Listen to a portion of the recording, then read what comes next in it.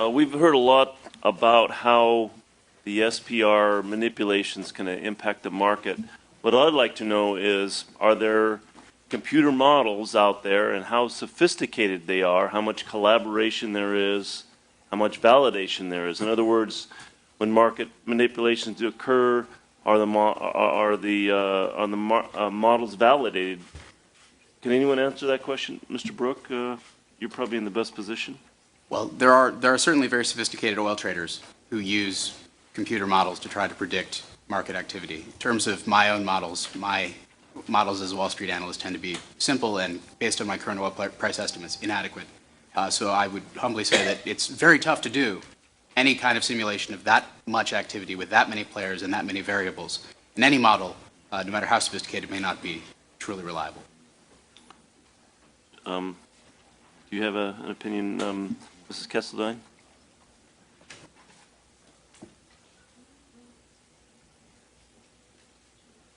I'm sorry? Do you have an opinion on that? MIT has no models that is looking at the level, the granularity that you're talking about or would need in that kind of a, to make that kind of determination. It's very difficult to do. I think Wall Street is the most appropriate place, that they're paying the most attention. So. Well, then basically what we've heard is all speculation. I mean, the market, the SPR would look like a spring in a mechanical system.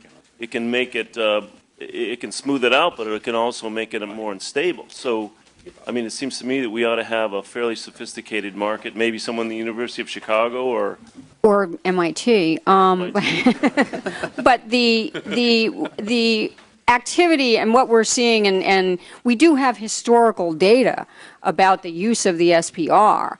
And I went through and had a price graph, looked at when we went to war in Iraq and we released oil into the market, first time, not second time, because we didn't do it the second time. Looked at when we put the SPR oil, the exchange we did in 2000 and Katrina, and you see an immediate decline in price on that graph. So historically, we do know of the impacts of using the SPR. You can also look at the graph and see prices go up when OPEC takes certain actions. We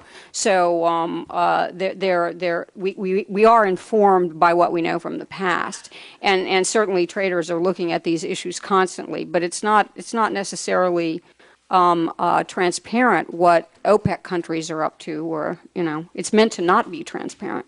So, Congressman, could I? Yes. The historical comps are the best we have. They're also a different world. Globalization was still in its late childhood, pre-adolescence. You had a lot of changes in the currency relationships between the dollar and other currencies. And it's hard with a narrower headroom in global capacity and a different dollar to take those as apples to apples. They're a good place to start. I start there too. Should we be looking in the Congress at commissioning modeling of this phenomenon? Yes. The one thing we should do is, the lack of transparency in OPEC is one thing. There's not a lot we can do about that. The lack of transparency on our commodity markets is something we can do about it. We made a huge mistake in 2002 when we modernized the Commodities Future Trading Commission, Exchange Commission, and failed to extend oversight to energy markets. And so now we have a complete lack of transparency in the trading of energy commodities and futures on the over-the-counter markets. We've had a continuous series of cases brought and settlements signed about abuse of markets. And we're told that the most sophisticated model that ever existed about these markets was Enron's model. And of course, Enron said, it's supply, it's this, it's that, the other thing, and it was cheaters.